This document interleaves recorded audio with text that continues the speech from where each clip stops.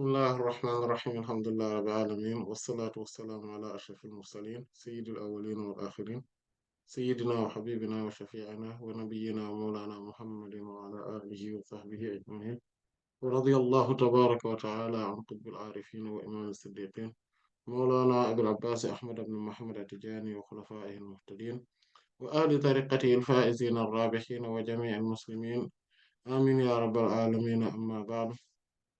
Après avoir formulé les louanges à Allah subhanahu wa ta'ala, adressé les prières et salutations sur le noble prophète Sayyidina Muhammad sallallahu alayhi wa alihi wa sallam. Donc, Inch'Allah ta'ala, nous allons entamer, si je ne m'abuse, notre 43e ou 44e séance. Je viens de vérifier, mais j'ai oublié. Et c'est la quatrième séance, donc, concernant le chapitre donc, des besoins naturels, Babu Qada al-Haja. Donc, qui est dans le chapitre ou dans le livre plutôt de la purification, Kitab al-Tahara, donc dans notre rubrique euh, fiqh allégé. Donc, lors des séances précédentes, donc on avait vu beaucoup de choses afférentes ou qui sont relatives aux euh, besoins naturels, donc et au nettoyage intime. Et on avait parlé donc lors de la séance précédente, donc on devrait terminer normalement. Ou en tout cas, la suite, donc cette séance sera la suite de la séance précédente qui concerne donc de al-adab muta'alliqa bi qada al-haja. Donc, ce sont les convenances ou règles de bienséance qui sont liées ou qui sont relatifs aux besoins naturels. Et on avait parlé donc de adab, donc avant d'entrer, ce qu'il faut dire, comment entrer, etc., comment choisir le lieu. On a parlé donc de beaucoup de choses de cela. On a parlé donc du fait aussi qu'il faudrait aussi se couvrir de la vue des gens. Donc aussi bien voilà donc des humains que des djinns, aussi des démons. En fait, parce que les djinns aussi, pour se couvrir d'eux, il faudrait tout simplement dire Bismillah avant donc, donner l'invocation et après on est couvert, Inch'Allah Ta'ala. Il faudrait aussi ne pas parler, donc il faudrait tout faire pour aussi ne pas trop parler, voilà, etc. Et là, on va parler donc d'autres choses, c'est al-makan, donc talabul makan, donc c'est-à-dire le fait de chercher aussi, en tout cas, de bien choisir le lieu. En fait, il faudrait comprendre que la meilleure donc, des lieux qu'on pourrait choisir si on n'est pas bien sûr dans des habitats, comme par exemple dans les toilettes dans nos habitations. Là, on n'a pas le choix, hein. Il y a les toilettes qui sont comme ça.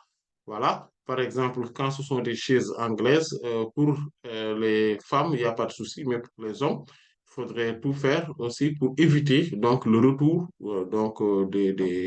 des gouttelettes de miction, donc des urines. Quand on est dans la miction, il faudrait éviter donc le retour donc des gouttes d'urine tant que possible. Bien évidemment, on ne va pas demander à la personne de, voilà, de faire l'impossible parce que à l'impossible, nul n'est tenu, comme la Qaïda l'a dit, taklif shartuhul imkan.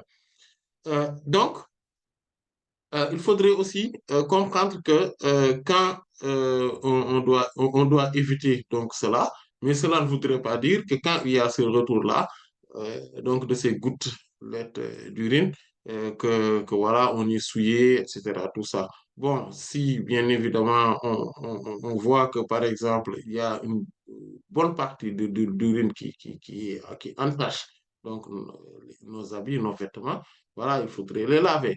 Mais si ce n'est pas le cas, si tant que cela reste dans un domaine invisible, en tout cas à l'œil nu, ou bien en tout cas extrêmement difficilement perceptible, donc ce n'est pas grave, cela fait partie des choses qui pourraient être excusées, comme nous l'avions vu lorsqu'on voyait donc An-Najasat, donc dans le Babu Najasat, donc chapitre des souillures ou donc des impuretés matérielles. Donc, on en avait, ou des impuretés concrètes, on en avait parlé largement, walillahi alhamdu wal minna. Donc, euh, en ce qui concerne donc ce lieu-là, il faudrait, quand on est maintenant dans, à l'extérieur, dans la rue, euh, quelque part, en tout cas, bon, comme les gens, en fait, cette question concerne très, très souvent euh, ceux qui sont cela ne concerne pas les citadins, cela concerne plutôt les villageois, etc. Voilà, donc eux ou bien ceux qui sont en randonnée dans la forêt, etc. Voilà, ou dans des parcs où il n'y a pas de toilettes, etc. Voilà, donc eux, ils peuvent partir, donc ils peuvent choisir donc un lieu donc, qui est adapté pour la miction, ou bien en tout cas pour faire ses besoins naturels. Maintenant, quand on choisit, il faudrait bien évidemment choisir ce qu'on appelle makanu rahwa. Donc, c'est-à-dire un lieu qui est, euh, qui est plutôt moelleux, c'est-à-dire un sablonneux. Voilà, là où il y a du sable. Pourquoi? Parce que c'est pour éviter justement ce retour. Parce que quand c'est un lieu qui est dur, voilà, donc ce qu'on risque, c'est que quand on est en train de faire la miction, donc que les urines puissent donc impacter le lieu et puis donc lier, donc retourner sur soi-même, soit sur son corps ou bien sur ses vêtements. Et, parfois, on peut ne pas faire attention si c'est surtout sur le vêtement, et on s'en rend pas compte et voilà, et qu'il y ait donc de la souillure sur nos vêtements. Et là, il y aura un souci, comme on l'avait vu. Vous vous rappelez le hadith de Sayyidina Abdullah ibn Abbas, radiallahu ta'ala anhuma, il dit que lorsque le prophète sallallahu alayhi wa sallam, donc ça est dans les deux sahih, de l'imam al-Bukhari et de l'imam Muslim, alayhima rahmat wa ridwanul mun'im, lorsque le prophète sallallahu alayhi wa sallam avait donc quand il dit marra nabi sallallahu alayhi wa sallam bi qabrayni, donc, le prophète sallallahu alayhi wa sallam donc, a traversé donc, deux tombes. Et donc, il a pris donc, une, donc, des feuillages donc, de dattier, il les a coupés en deux et il les a mis sur les deux tombes en disant فَإِنَّهُمَا لَا يُعَذَّبَانِ وَمَا يُعَذَّبَانِ فِي كَبِيرٍ بَلَا هُوَ كَبِيرٌ ou bien بَلْ هُوَ كَبِيرٌ أما أحدهما فكان يمشي على النميمة وأما الآخر فكان لا يتنزه من بوله. Et dans une autre version, لا يستنزه من بوله. Et dans une version plutôt, dans une autre version, لا يستبرئ من بوله. Et donc, en fait, il dit que celui-là, donc ces deux-là sont en train d'être châtiés et on les châtie sur des choses qui ne sont pas voilà, qui ne sont pas gigantesques, qui ne sont pas très importantes. Si, pourtant, c'est surtout des choses très importantes. Voilà. Vous voyez? C'est vrai que ce ne sont pas très importantes aux yeux, donc à leurs yeux, à leurs propres yeux, quand ils commettaient ces choses-là, mais en toute vérité, ce sont des choses extrêmement importantes. D'ailleurs, c'est ce qui a provoqué leur punition. Il dit, quant à l'un, c'est un colporteur. Donc, il est là, il est dans la médecine. Donc, il médit les gens, voilà. Mais aussi, c'est quelqu'un qui colporte les paroles, voilà. Et donc, qui sème la zizanie entre les gens. Par contre, l'autre, c'est parce qu'il ne faisait pas attention par rapport à ses urines. Là, yastansihu min al-bawl. Et donc, là, yatanazzahu min al-bawl. Donc, il ne faisait pas attention par rapport aux urines qui touchaient à ses habits. Et l'autre dit la yastabri'u min bawli dans une autre version, c'est-à-dire qu'il ne faisait pas attention quand il allait aux toilettes après ses urines. Il ne faisait pas attention, c'est-à-dire qu'il n'attendait pas, il ne prenait pas le temps donc de se purifier totalement, d'avoir le nettoyage intime qu'il fallait par rapport à ses urines. Donc, Donc, par rapport à cela, vous voyez que c'est important donc de choisir ce qu'on pourrait, donc ce qu'on dit, ce que les Fuqaha appellent makanu rahu. Donc, un lieu sablonneux, ou plutôt, voilà, qui est en tout cas mou, et de ne pas choisir makanu sulbi. Donc, c'est-à-dire qu'un lieu qui est sec, voilà, et voilà, comme des carreaux, comme, voilà, comme là où il y a beaucoup de pierres et voilà, de grosses pierres, etc. Donc, faudrait faire très attention par rapport à cela. Mais aussi, il faudrait aussi ne pas choisir un lieu qui est en haut, c'est-à-dire qui est Makanun Ali, c'est-à-dire un lieu qui est élevé, surélevé par rapport à, par rapport donc à sa position. Qu'est-ce que cela voudrait dire? C'est que quand quelqu'un, par exemple, fait donc de la miction et que les urines puissent toucher un lieu et que mais que donc comme il y a une pente, donc il y a une pente donc qui va de haut en bas. Donc en fait, ce n'est pas une pente de bas de haut en bas, mais plutôt une pente de bas en haut. Voilà, une pente donc voilà où quand il fait de la miction, les urines puissent se retourner, en tout cas retomber, circuler jusqu'à toucher ses pieds, ses habits, etc. Surtout si c'est une femme qui s'assoit ou bien un homme qui s'est mis en position assise, etc. Donc, et que plutôt l'urine puisse voilà, rigoler, euh, circuler jusqu'à le toucher. Donc, il faudrait faire attention aussi par rapport à cela là, par rapport au lieu. Et maintenant, on va parler donc de notre adab. Euh, C'est euh, c'est istiqbalul qiblati wa istidbariha. Donc, istiqbalul qibla wastidbaraha. Donc, c'est-à-dire le fait de se diriger vers la Qibla et le fait de s'en détourner. Donc, c'est lorsqu'on fait ses besoins naturels. Donc, en fait, il faudrait comprendre que ce sujet-là, il y a plusieurs avis là-dessus. Cependant, la majorité des savants, Jumhurul ulama, donc, y compris donc parmi ceux-ci, il y a les Malikites, les Shafi'ites et les Hanbalites. Rahmatullah alayhim sont tous unanimes sur le fait qu'il ne faudrait pas se diriger qu'il est illicite donc de se diriger vers la Qibla ou de s'en détourner. Donc, de se diriger vers la Qibla et de s'en détourner. Donc, lorsqu'on fait ces besoins naturels, que ce soit la miction ou la défécation, qu'est-ce que cela voudrait dire? Cela voudrait dire que quand quelqu'un va aux toilettes, il faudrait qu'il évite donc d'avoir en face de lui la Qibla. Il faudrait qu'il évite. Et il faudrait aussi qu'il évite d'avoir à son dos la Qibla. La Qibla, c'est la Kaaba, la direction. Donc, c'est la Qibla, la direction donc, de la Mecque. C'est-à-dire là où on se dirige pour faire la prière. Pourquoi? Parce qu'il y a le hadith de Sayyidina Abu Ayyub al-Ansari, radiallahu ta'ala anhu, euh, qui le dit, qui en fait, qui le postule. C'est en disant que c'est dans les deux Sahih où il dit إذا أتيتم الغائط فلا تستقبلوا القبلة ببول ولا غائط ولكن شرقوا أو غربوا.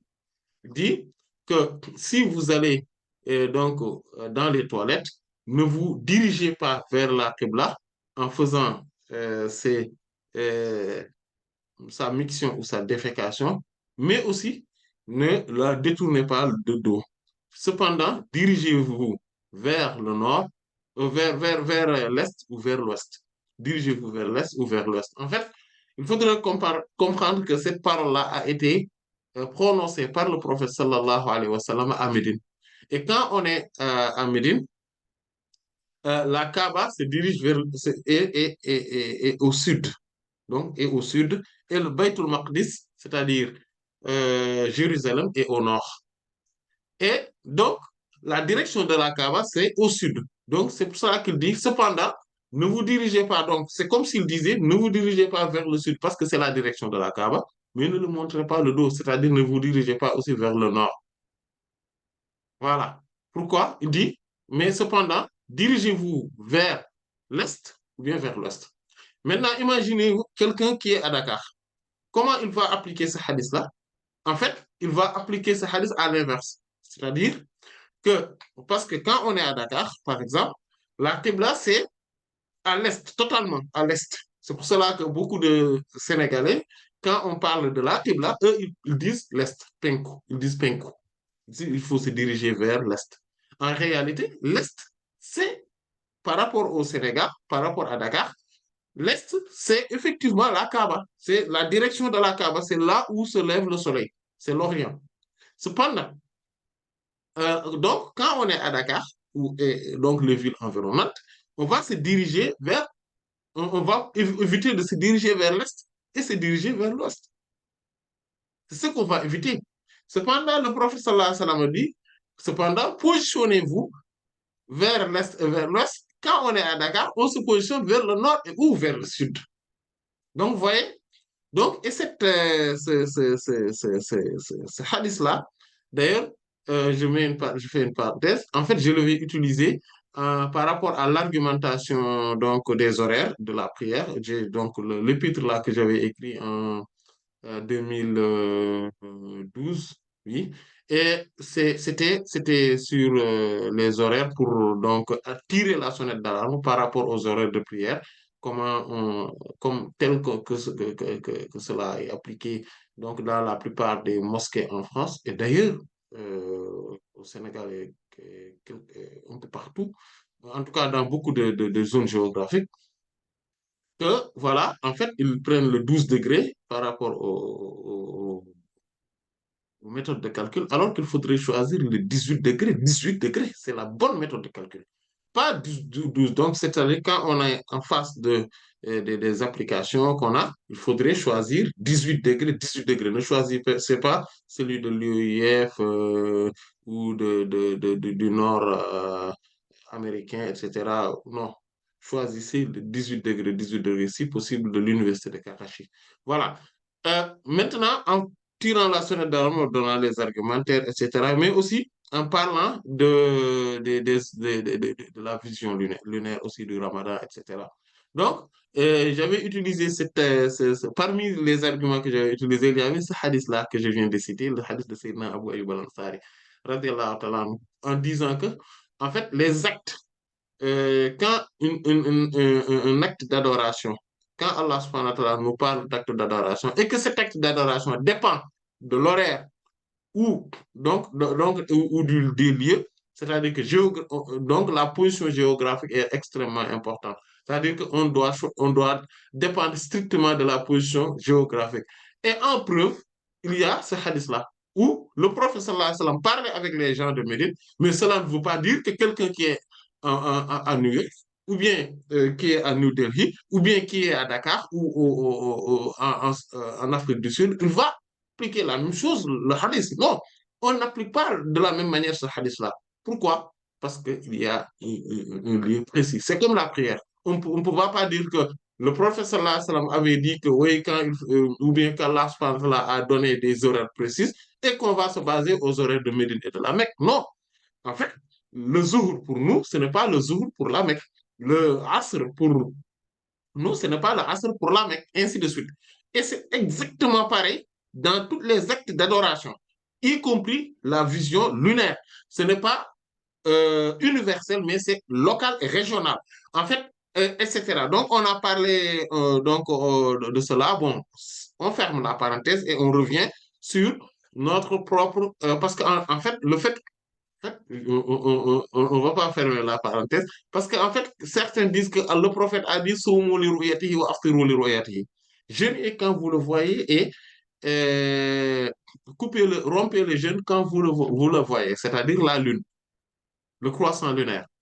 Mais c'est vrai qu'il a parlé ainsi. Mais c'est parce que le croissant lunaire devrait être considéré par rapport à la région dans laquelle on est.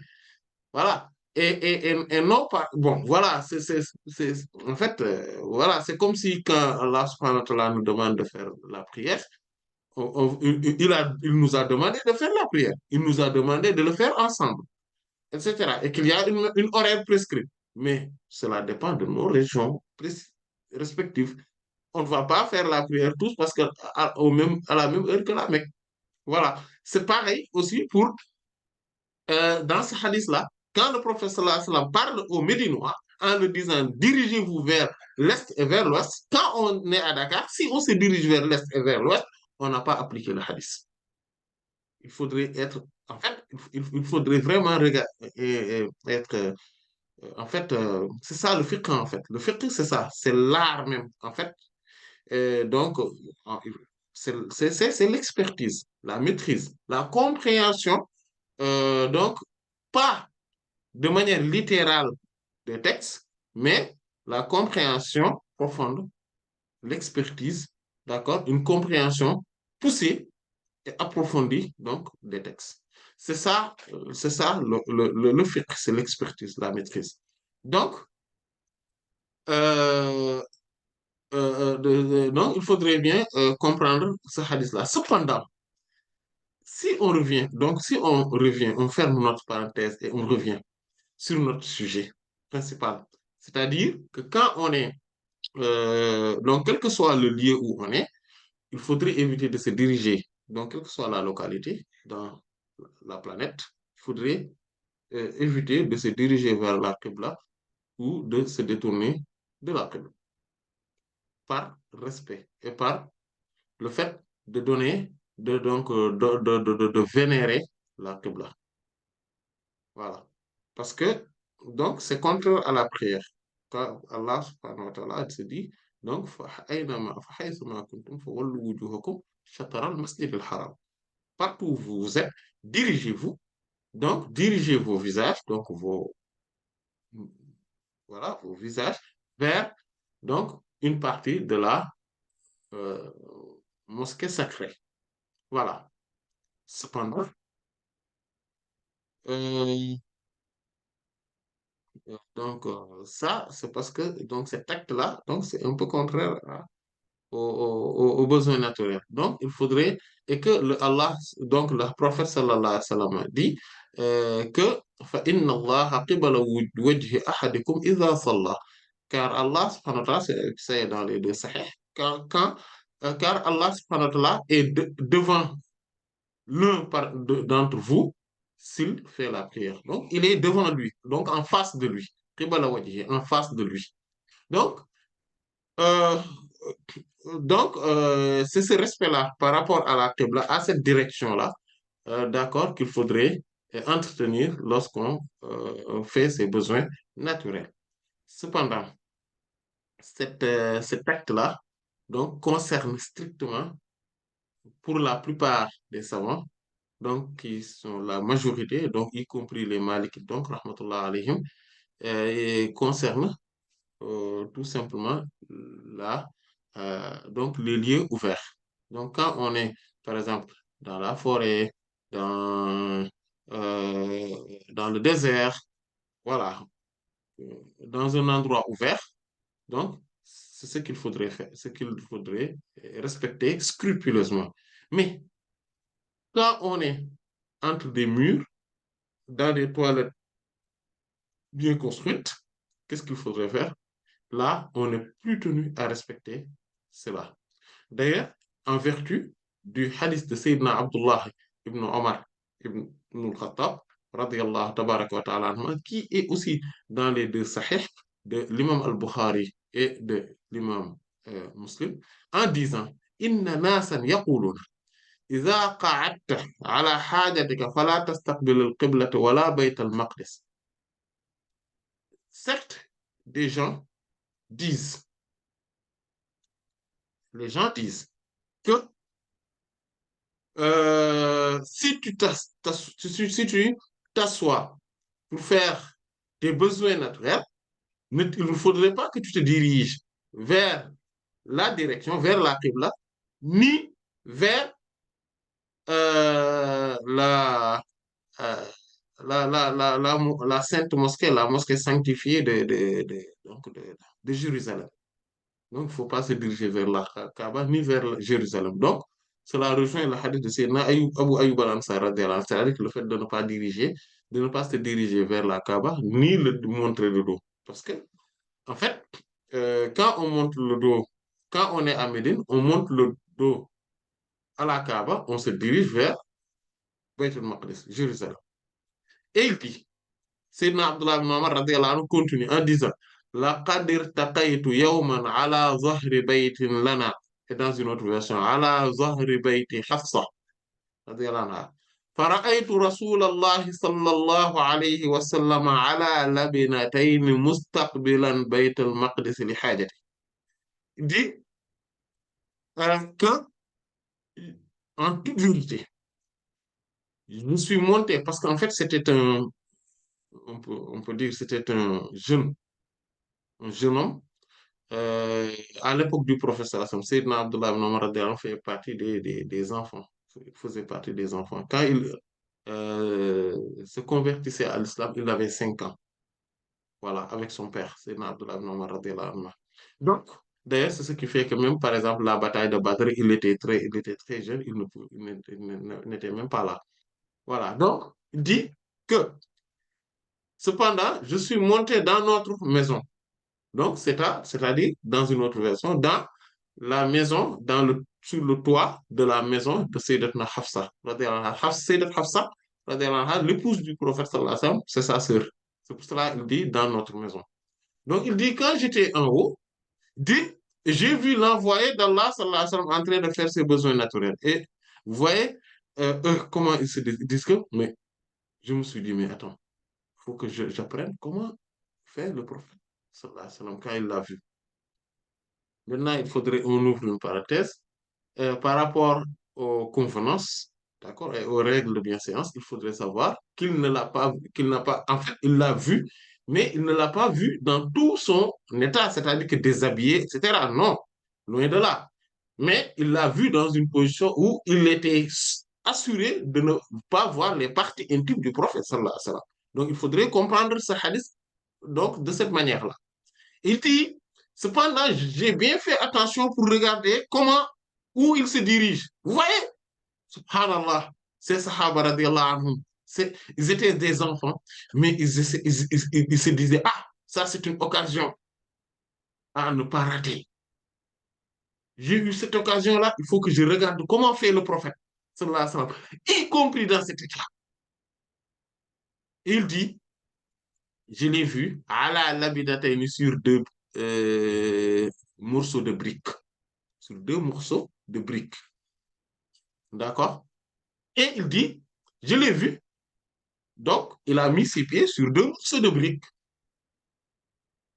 Il dit, par contre, il s'est dirigé vers le Bayt al-Maqdis en faisant ses besoins naturels. C'est-à-dire qu'il s'est dirigé vers. Donc, il a montré le dos à la Kaaba. Donc, qu'est-ce que cela voudrait dire? Cela voudrait dire que quand on est dans un lieu fermé, d'ailleurs, pourquoi ce hadith-là devrait être un argument?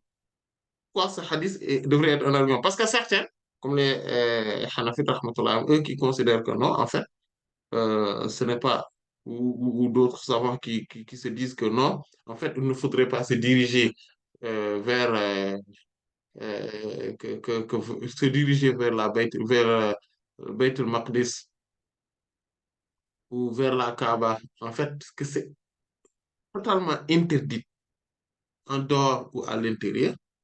Ils disent que, parce que, Ar-Rawi adra bima rawa. Parce que le relayeur connaît plus ce qu'il a relayé. Parce que Sidna euh, Abu Ayyub al-Ansari radiyallahu anhu, il dit que فقدمنا الشام فوجدنا المراحض مستقبل القبلة فنحينا. Il dit مستقبل البيت المقدس فنحينا. Il dit que nous sommes allés jusqu'à Hacham. Quand il a rapporté le hadith, c'est Abu Ayyub al-Ansari radiyallahu anhu qui a rapporté le hadith interdisant le fait de se diriger vers la Qibla ou le fait de le montrer le dos. Il dit, nous sommes allés à Cham et on a vu que les toilettes étaient dirigées vers vers le Baytul Maqdis. Et nous nous sommes un peu penchés, tout simplement, pour ne pas se diriger vers la Baytul Maqdis. Nous nous sommes penchés. Donc, ils disent que le relayeur connaît plus ce qu'il a relayé. Donc, ce qui voudrait dire que Sayyidina Abu Ayyub al-Ansari, radiallahu anhu, qui lui a rapporté ce hadith, lui, il comprend mieux ce hadith. Et que Sayyidina Abdullah ibn Omar, radiallahu anhu, n'a pas rapporté ce hadith, donc il ne le connaît pas mieux. Cependant, et ils disent que le prophète sallallahu alayhi wa sallam ayant fait cela, ayant fait cela, donc il ne savait pas qu'on le regardait. Donc, cela pourrait être parmi les khususat Nabi sallallahu alayhi wa sallam. C'est-à-dire parmi ses particularités, ses exclusivités. En fait, quand le prophète sallallahu alayhi wa sallam, il dit que, et eux, ils disent que le hadith de Sayyidina Abu Ayyub al-Ansari, radiyallahu anhu, c'est un hadith qawli, sunnatul qawliya. C'est-à-dire, c'est une sunna, c'est une tradition, c'est une parole qu'il a dit. C'est un hadith, mais qui est sa parole. Donc, il a demandé de faire et il a interdit des choses. Là, cela concerne strictement tout le monde. Cependant, le hadith de Sayyidina Abdullah ibn Omar, radiyallahu anhu, ce sont des faits. Hadith, donc, fi'li, ou bien sunnatul fi'liya. Ce sont des faits. Rien que des faits. Du prophète sallallahu alayhi wa sallam. Donc, et il n'a pas dit que ce que je vous avais dit, il faudrait, maintenant c'est bon, il ne faudrait plus les faire. Vous voyez? En fait, c'est là où il se base. Cependant, ce hadith-là a un argument de taille. C'est le fait que les deux euh, morceaux de briques positionnés dans les toilettes de la maison du prophète sallallahu alayhi wa sallam montrent que il y a, alors qu'on sait qu'il n'y a pas que le prophète sallallahu alayhi wa sallam qui fréquente ces toilettes-là. Donc cela montre clairement qu'en fait, que cela n'est pas une exclusivité du prophète sallallahu alayhi wa sallam et que ces toilettes sont ainsi fabriquées. Donc cela voudrait dire que le prophète sallallahu alayhi wa sallam, en disant cela, il avait dit que, attention, c'est quand vous êtes dans un lieu ouvert. Mais quand dans un lieu fermé, tous les toilettes de sa propre maison à lui, qui sont fréquentées par du monde, le prophète sallallahu alayhi wa sallam les a construites de cette manière-là. Et pourtant, il s'est dirigé vers la vers Beit el-Maqdis, vers Jérusalem, et il a montré le dos à la Kaaba, la Mecque. Donc, cela montre que c'est pour cela que le hadith de Sayyidina Abdullah ibn Omar radiyallahu anhu, sur ce point-là est plus solide. Et d'ailleurs, Sayyidina Abdullah ibn Omar radiyallahu anhu lui-même a eu cette compréhension-là dans un hadith qui est rapporté par l'imam Abu Daoud, rahimahullah ta'ala, dans son Sunan, mais aussi cela est rapporté par l'imam Ibn Khuzayma, rahimahullah, dans son Sahih, imam ad-Darqutni, etc., rahmatullah ala al-jami'. D'ailleurs, imam ad-Darqutni a dit que ce hadith-là, c'est un hadith qui est sahih, qui est authentique, comme imam Ibn Khuzayma, rahimahullah. Euh, il dit il y a donc un tabi, Marwan ibn al-Asfar, rahimahullah, qui dit Ra'aytu ibn Umar radiyallahu ta'ala anhuma anaxa rahilatahu mustaqbil al-qibla summa jalasa yabulu ilayha. Il dit, j'ai vu Sayyidina Abdullah ibn Umar radiyallahu anhuma qui a donc qui a accroupi son chameau et donc puis se dirige vers la Qibla, puis donc fait donc de la miction, donc en se dirigeant vers la Qibla. Et je lui ai dit, Ya Aba Abdurrahman, c'est son surnom. Ya Aba Abdurrahman, alaysa qad nuhiya an hadha? Oh Abu Abdurrahman, mais cela n'est-il pas interdit? Vous voyez, il lui a posé la question. Et donc, cela voudrait dire que le hadith de Sayyidina Abu Ayyub al-Ansari radiyallahu anhu, était répandu, c'était quelque chose de connu. C'est pour cela qu'il lui a demandé cette question-là. Et il dit, Bala, innama nuhiya an dhalika fil fada. Oui, en fait, cela n'est interdit que dans un lieu ouvert. Dans un lieu ouvert. فإذا كان بينك وبين القبلة شيء فإذا كان بينك وبين القبلة شيء يسترك فلا بأس. S'il y a quelque chose entre toi et la Qibla, mais yasturuka qui te protège, donc que tu mets devant toi, y a aucun souci là-dessus.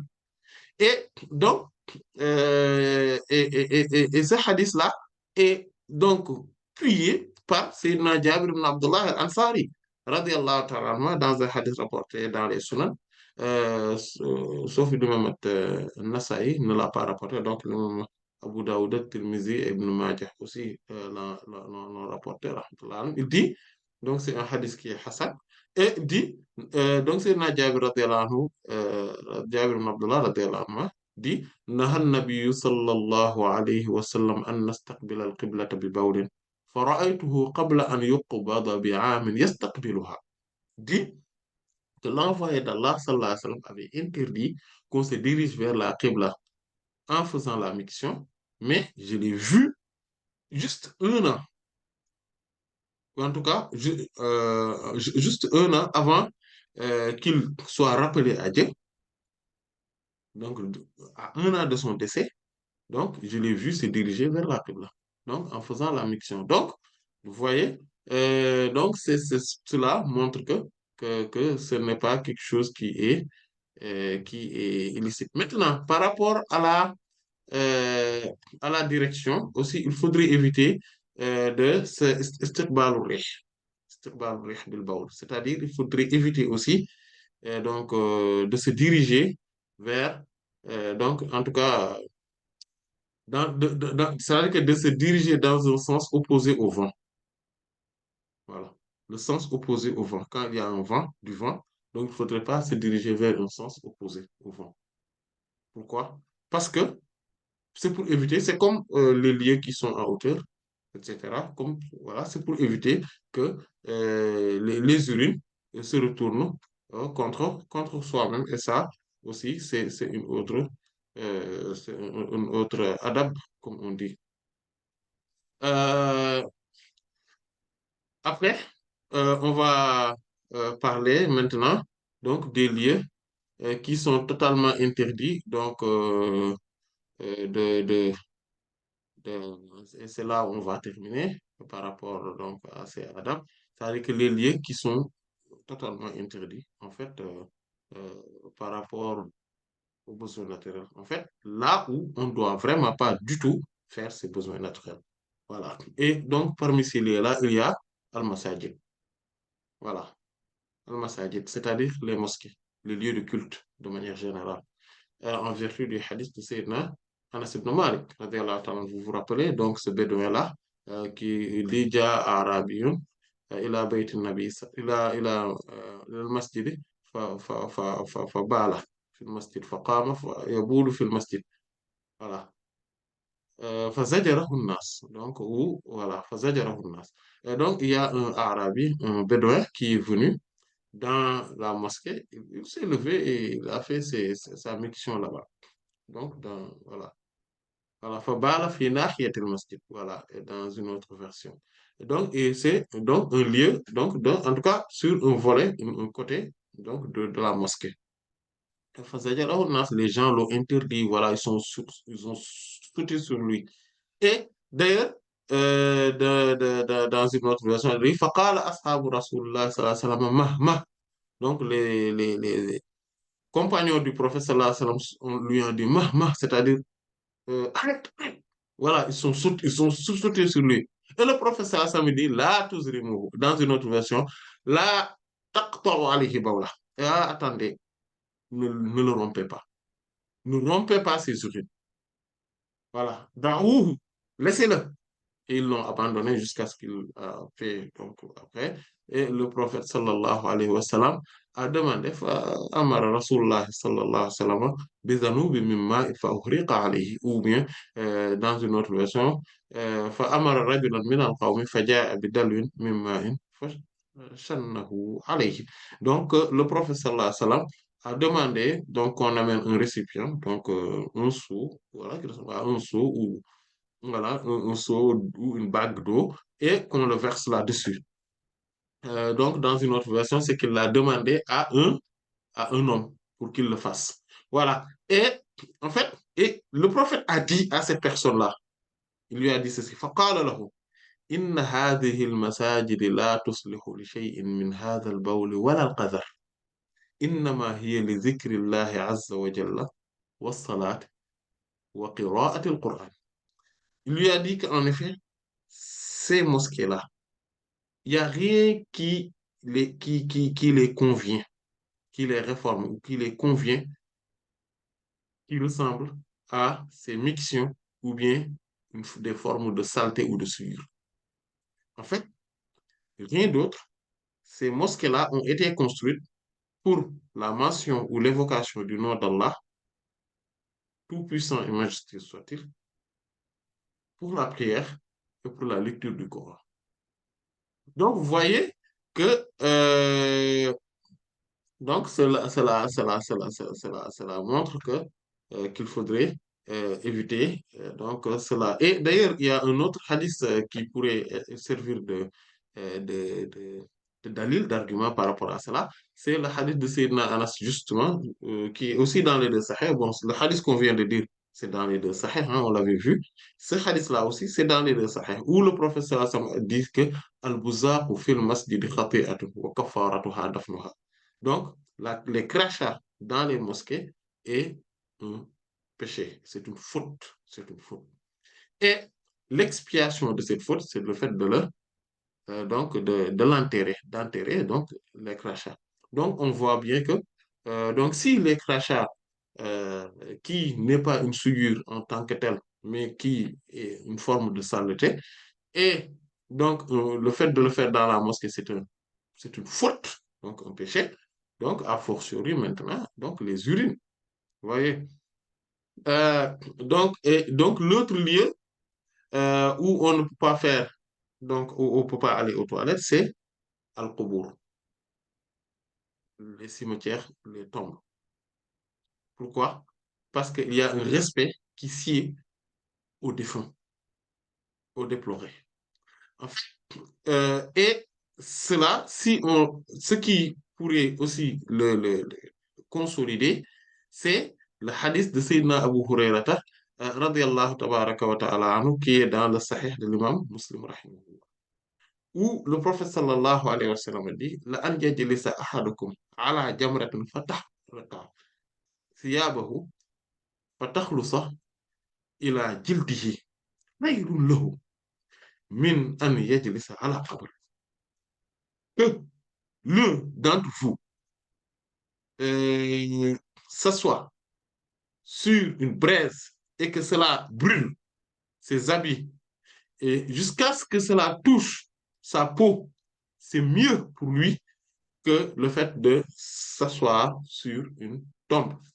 Si maintenant le simple fait de s'asseoir sur une tombe est si grave que ça, et c'est quelque chose qui, en fait, désacralise, ou en tout cas, euh, c'est une forme de profanation à la tombe. Maintenant, imaginez le fait d'uriner sur la personne, sur sa tombe, ou bien le fait donc de laisser ses matières fécales sur sa tombe. Vous voyez? Donc, c'est encore plus grave. Voilà, c'est ce qu'on appelle qiyasul awla. Donc, c'est l'analogie d'a fortiori, par a fortiori. Euh, il y a aussi là où euh, on l'interdit, majami onnas wa mawatin intifa'ahum. C'est-à-dire là où les gens se regroupent très souvent, les grandes places, les lieux où les gens s'assoient souvent, par exemple, sous des arbres, dans certains pays ou dans des lieux publics, etc. Voilà, des lieux publics. Là où les gens se rencontrent, ou bien que les gens profitent, voilà, où les gens profitent de quelque chose. Voilà, comme par exemple les ascenseurs, les, les escaliers, etc. Voilà, vous voyez, dans certains quartiers, là, on est dans un autre registre, hein. Dans certains quartiers, voilà, de la banlieue, très, très souvent, on voit quand même certains qui urinent dans les ascenseurs, ou bien qui laissent leur matière fécale dans les escaliers, etc. Vous voyez, donc dans des parties communes. Voilà. Et ça, on le voit. Quelqu'un qui le voit, mais son premier réflexe, c'est de se dire que je peux jurer que ce n'est pas un Touba, un occidental. Il ne le fait pas. Il peut jurer que c'est pas lui, que c'est un noir ou un arabe. En fait, c'est c'est quelque chose qui est inné. En fait, c'est quelque chose dont il peut même jurer. C'est ça qui est grave, en fait. Qu'Allah nous préserve. C'est probablement un musulman qui l'a fait. Qu'Allah nous préserve. Voilà. Donc, et ça, il y a plusieurs hadiths qui l'interdisent. Et en fait, c'est d'ailleurs, bon, qui sont plus directs quand même pour cela. C'est le hadith de Sayyidina Jabir ibn Abdullah al-Ansari, radiallahu ta'ala anhu, qui dit que naha nabi sallallahu alayhi wa sallam an yubala fil ma'i rakid.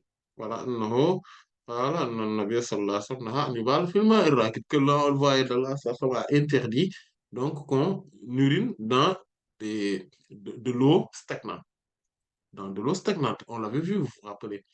Et le hadith de Sayyidina Abu Hurairah radhiyallahu anhu, qui par contre est dans les deux sahih, et cependant il dit la yaghtasilu ahadukum fil ma'i da'imi wa huwa junub. Bon, ça c'est dans le sahih de l'imam Bukhari. Le sahih de l'imam Muslim dit la yabulanna ahadukum fil ma'i da'imi thumma yaghtasilu minhu. Il dit que personne d'entre vous n'urine dans de l'eau stagnante, c'est-à-dire qu'il y a de l'eau qui n'a pas, en fait, c'est beaucoup d'eau, parce que l'eau stagnante, ma'u rakid, c'est qu'il n'y a pas, il y a vraiment pas beaucoup. Mais ma'u daim, c'est vraiment beaucoup d'eau. Mais stagnante, qui ne circule pas, voilà, qui ne se renouvelle pas, comme certaines l'eau des marigots, etc. Voilà. Il dit, puis il se lave avec. Il se lave euh, donc, avec cette eau-là. Il prend de cette eau, il se lave. C'est-à-dire parce qu'il va en avoir besoin. Voilà. Et il y a une version de l'imam Abu Dawud, rahimahullah, il dit وَلَا يَغْتَسِلُ فِيهِ مِنَ الْجَنَابَةِ لَا يَبُولَنَّ أَحَدُكُمْ فِي الْمَاءِ الدَّائِمِ وَلَا يَغْتَسِلُ فِيهِ مِنَ الْجَنَابَةِ. Que l'un d'entre vous n'urine pas dans cette eau stagnante, même si c'est beaucoup d'eau, et qu'il ne se lave pas dedans lorsqu'il a une janaba. Parce que en fait, plus si c'est même quel que soit même si c'est beaucoup d'eau, les gens en s'y plongeant beaucoup, ils vont le salir à un moment donné. Voilà. Mais quand maintenant c'est une rivière, un fleuve, etc., ce n'est pas interdit. Il n'y a pas de souci parce que c'est de l'eau qui circule. Il y a le ma'ul jari. Ça, on l'avait vu avec ces détails-là. On l'avait vu lorsqu'on était sur les chapitres de l'eau. Cependant, en fait, quand maintenant c'est interdit sur ces lieux-là, à fortiori maintenant, sur des lieux fréquentés, sur des lieux connus. Donc, il y a un hadith de Sayyidina Abu Hurairata, radiallahu ta'ala anhu, qui est aussi rapporté par l'imam Muslim, rahimahullah, où le prophète sallallahu alayhi wa sallam a dit, ittaqul la'anayni, ittaqul la'anayni. Et prenez votre précaution et faites attention par rapport aux deux lieux de malédiction, ou deux lieux de malédiction. On lui a dit, قالوا وما اللعانين وما اللعانان يا رسول الله. Quels sont les deux lieux de malédiction? Il dit, الذي يتخلى في طريق الناس أو في ظلهم. Celui qui fait ses besoins, qui va aux toilettes dans la voie des gens, c'est-à-dire l'un des lieux de malédiction, c'est la voie, là où les gens fréquentent, passent, etc. En fait, c'est lieu de passage. Il ne reste pas dedans, comme les escaliers, comme les ascenseurs, etc., la voie publique, il ne reste pas dedans. Mais ils vont passer, c'est gênant parfois, ils y mettent le pied sans s'en rendre compte, ça salit leurs habits, etc. Voilà, voilà. Et quand il pleut, après, l'eau va être mélangée donc avec ces formes de souillure. Après, ils vont laisser une très mauvaise odeur, etc. Voilà. Donc, ça, ce sont les voies publiques. Voilà, là où les lieux de fréquentation, là où ils passent, ou bien leur ombrage, là où ils s'arrêtent, ils se posent, dans les arrêts de bus, voilà, les arrêts, etc. Voilà, là, donc, sous des arbres, etc. Donc, ça, ce sont des lieux qu'il faudrait faire attention par rapport à cela. Et, et d'ailleurs, vu que tous ces hadiths-là donc, parlent donc du fait qu'on nuit aux autres, en fait, c'est la nuisance qui est prise en compte, d'ailleurs, même par rapport aux tombes, etc. Allah subhanahu wa ta'ala dit dans la sourate numéro 33, sourate Al-Ahzab, où Allah subhanahu wa ta'ala dit, Ba'da a'udhu billahi minash shaitanir rajim, وَالَّذِينَ يُؤْذُونَ الْمُؤْمِنِينَ وَالْمُؤْمِنَاتِ بِغَيْرِ مَا اكْتَسَبُوا فَقَدِ احْتَمَلُوا بُهْتَانًا وَإِثْمًا مُبِينًا. Ceux qui nuisent aux croyants et aux croyantes alors qu'ils n'ont rien acquis de cela, n'ont rien fait de cela, vraiment ces gens-là, ça veut dire qu'ils n'ont pas mérité cela, ces gens-là ont supporté donc vraiment une grosse, un gros péché. Un gros, euh, Bhutan, c'est une diffamation, c'est une forme de diffamation. En fait, il parle de ceux qui disent du mal. Voilà. Mais le fait de dire du mal, le fait de faire du mal, et encore que le fait de dire du mal. Voilà. Donc, vous voyez, donc, c'est une forme de diffamation et c'est un péché, mais clair, évident. Voilà. Et après, il y a aussi le fait donc, le fait de choisir donc, un lieu qui est caché, etc., qui n'est pas fréquenté, un lieu qui est loin, voilà, un lieu, voilà. Donc, quand on est même dans un lieu ouvert, il faudrait choisir quand même quelque part où on n'est pas vu, ou en tout cas, il faudrait aussi éviter les lieux où il y a, par exemple, des trous, des lieux qui sont dangereux, par exemple, où il y a, par exemple, des demeures des serpents, les trous, etc. Parce que tout animal nocif, en tout cas, euh, qui peut nuire, pourrait en sortir et voilà, faire du mal, etc., ou des lieux où, en tout cas, qui ne sont pas sûrs. Il faudrait aussi les éviter. Ça aussi, ce sont des lieux qui sont interdits. Donc, Al-Juhur, par exemple, voilà, ou des lieux comme ça. Donc, il y a aussi le fait donc d'éviter, c'est Al-Muhtasab, donc, ou Al-Mustaham aussi. Donc, les lieux de bain publics, d'accord?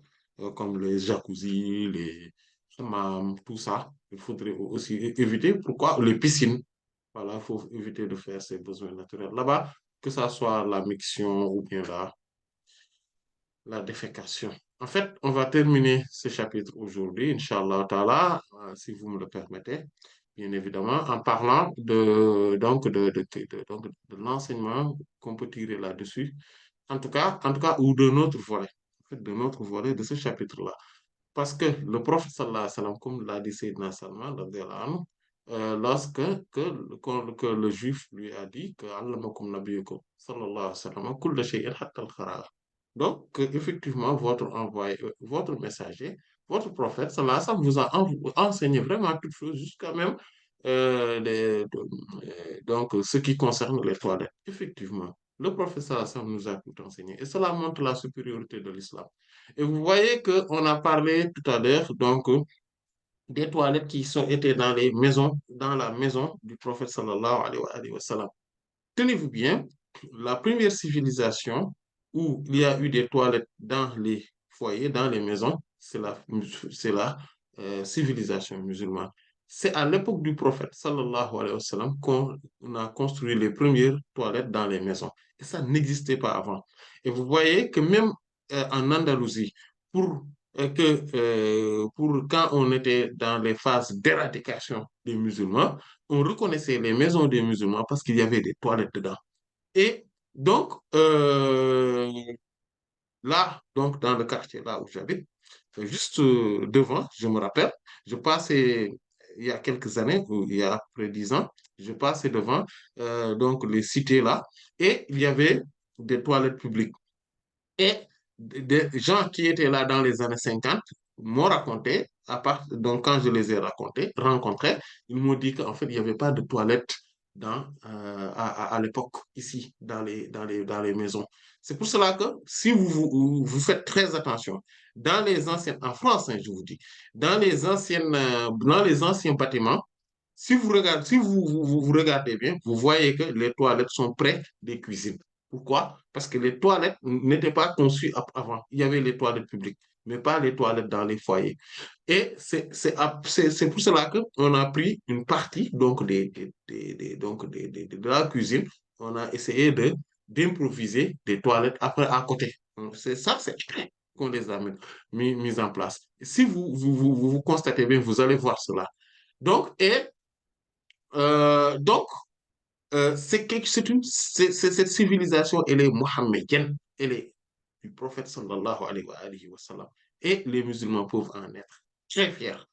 Maintenant, il y a aussi des adab, c'est-à-dire que les règles de bienséance, les convenances que le prophète sallallahu alayhi wa sallam nous enseigne, tout cela nous montre combien l'islam a été bâti sur la propreté, sur la beauté. Comme le prophète sallallahu alayhi wa sallam a dit, an-nazafatu minal islam ou bien minal iman, an-nazafatu minal iman wal wasakhu minal shaitan. Inna hadha ad-din buniya ala an-nazafa. Voilà, il dit que la propreté est, est quelque chose qui fait partie de la foi. Mais la saleté, l'impropreté fait partie de Satan. Et ce mode de vie-là a été bâti sur la propreté externe, mais aussi sur la propreté interne. Maintenant, quand on rentre dans les toilettes, qu'on appelle al-khala, c'est-à-dire donc des lieux vides, vous vous rappelez des lieux d'isolation. En fait, c'est exactement quand on rentre, en fait, vous vous rappelez, comme il y a, on dit baytul khala, donc la toilette, on dit donc les chambres donc d'isolation. Et Baytul Khalwa, c'est les chambres de retraite spirituelle. Le Khalwa. Donc, il y a une corrélation entre les deux. C'est que dans les mosquées, c'est pour cela qu'on nous demande de se diriger vers la Qibla quand on est dans les mosquées et qu'on fait nos prières. Par contre, quand on est dans ces lieux d'isolation-là, il ne faudrait pas se diriger vers la Qibla. Par respect, donc de cette Qibla. Mais avec tout cela, c'est quand on est dans un lieu fermé et qu'on est donc sous une forme de restriction et qu'on sent qu'il y a une forme de fermeture sur nous et donc il y a la volonté suprême qu'on ressent et qu'on est à l'étroit et que on sent qu'Allah subhanahu wa ta'ala, voilà, il nous surveille. Et là, à partir de ce moment-là, on interdit à notre langue de zikrer, mais en rentrant dedans, non seulement on a prononcé le nom d'Allah subhanahu wa ta'ala en disant Bismillah, mais on a demandé qu'Allah subhanahu wa ta'ala nous éloigne de toute forme de mal et de maléfaction, de méfaits, aussi bien spirituels que matériels, aussi bien euh, éthique, morale que physique. Et quand on est donc dans les toilettes, on est seul avec soi-même, mais on est surtout seul avec Allah subhanahu wa ta'ala. Donc, on interdit de prononcer le nom d'Allah par les langues. Ce qu'on fait dans la prière, il faudrait prononcer les choses avec la langue. Il ne faut pas, quand on demande de réciter à voix basse, il ne faudrait pas taire la langue. Il faudrait que, c'est à voix basse, mais il faut réciter. Il faudrait faire bouger la langue et les lèvres s'il le faut. C'est important. Par contre, dans les toilettes, on interdit tout cela et il faudrait mentionner Allah avec le cœur. C'est un lieu d'isolation. On est isolé avec Allah, subhanahu wa ta'ala, Et Allah subhanahu wa ta'ala montre combien il nous soulage donc donc de ce qui normalement on devrait lui rendre grâce, mais ou bien que ce qui pourrait être quelque chose qui pourrait nous nuire si cela resterait dans notre corps éperdument, et qu'Allah subhanahu wa ta'ala a, par la digestion, etc., nous a permis donc de le rejeter. Donc on le loue, on essaie de se rappeler de lui. En fait, ce lieu-là, c'est un lieu d'adoration, en effet. C'est-à-dire là où on est seul avec Allah, mais qu'on zikr avec le cœur et non pas avec la langue. Et ça, c'est quelque chose qui est très important spirituellement. Donc, c'est important. Et même quand on est dans les lieux, quand on est dehors dans un lieu ouvert, là, par contre, on nous demande de ne plus se diriger vers la Qibla. Quand on est dans un lieu fermé, l'interdiction de se diriger vers la Qibla est levée. Par contre, quand on est dans un lieu ouvert, là, par contre, on nous demande de ne plus se diriger vers la Qibla par, pour honorer la Qibla, mais là, par contre, on se dit que parce que فَأَيْنَمَا تُوَلُّوا فَثَمَّ وَجْهُ اللَّهِ. Partout où vous vous dirigez, parce qu'il y a aussi. En fait, c'est là où il faut se demander, il faut se dire, ah, Allah subhanahu wa ta'ala nous a montré donc son absoluité. Parce que là, il n'y a rien qui nous ferme. On n'est pas à l'étroit. Et là, on va se diriger quelque part ailleurs, contrairement à la prière. Et qu'Allah, partout où nous nous dirigeons, et voilà la face d'Allah subhanahu wa ta'ala qui est là avec nous. Et là, et donc c'est quelque chose qui est très spirituel et qu'il faudrait aussi se mémoriser et se remémorer plutôt et donc évoquer Allah subhanahu wa ta'ala avec le cœur toujours et non avec la langue quand on est dans les toilettes. Donc on va s'en tenir là jusqu'à la prochaine fois. Si bien évidemment il n'y a pas de questions, Allah on sait davantage. Allah ta'ala alam. وصلى الله على سيدنا محمد وعلى آله وصحبه أجمعين سبحان ربك رب العزة عما يصفون وسلام على المرسلين والحمد لله رب العالمين. بسم الله. Ouais. Ça va, comme la première question, c'était de savoir si les toilettes, comme elles sont aujourd'hui, c'est-à-dire séparées des WC, si ces toilettes ont le même statut quant à la euh, détestabilité de faire la prière dedans ou les adab à respecter pour les WC. Donc, en fait, je pense que cette question-là a été répondue lors de la séance précédente. C'était une question qui a été posée. Je pense que la personne qui l'a posée n'a pas pu regarder donc la séance précédente. Elle n'était pas là aussi. Mais bon, en fait, il faudrait regarder toujours, parce que les toilettes qui sont à l'étroit, donc si, imaginez-vous que vous pouvez faire la prière euh, dans les toilettes et que si vous vous prosternez, vous allez toucher la porte ou vous allez toucher l'autre mur. Sachez que dans ce lieu-là, vous ne pouvez pas faire la prière dedans. Le fait de faire la prière dans les toilettes, c'est interdit. À partir de ce moment-là, cela même est illicite. Pourquoi? Parce que le lieu est un lieu souillé et c'est un lieu de fréquentation des démons. La deuxième possibilité, c'est que les toilettes sont larges, c'est-à-dire sont ouvertes, sont larges. Et là, on est dans un lieu ouvert qui ont, par exemple, la taille d'une chambre ou d'une petite chambre, là où il y a, par exemple, les toilettes et après, il y a les douches. Donc, c'est quelque chose de large. Là, dans les parties qui ne sont pas concernées par les toilettes, donc, quand on s'éloigne un tout petit peu donc, de la chaise, par exemple, des toilettes, on peut faire notre prière. Et par contre, cela devient prohibé, mais ce n'est pas illicite. Allah en sait davantage. Wallahu ta'ala. Euh, Excusez-moi, en fait, la question, c'était savoir, c'était pas les toilettes que je voulais dire, mais des douches séparées. Des douches séparées des toilettes, quoi, totalement.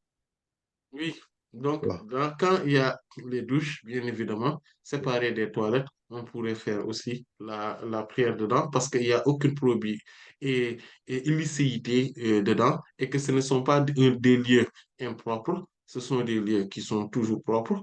Et en tout cas, il n'y a pas de la souillure dedans ou présumée. Et s'il y a de la souillure, il faudrait tout simplement mettre de l'eau et l'éradiquer et faire notre prière. Il n'y a rien d'interdit là-dessus. Ce ne sont pas comme les toilettes où on effectue la miction ou la défécation. Wallahu ta'ala alam.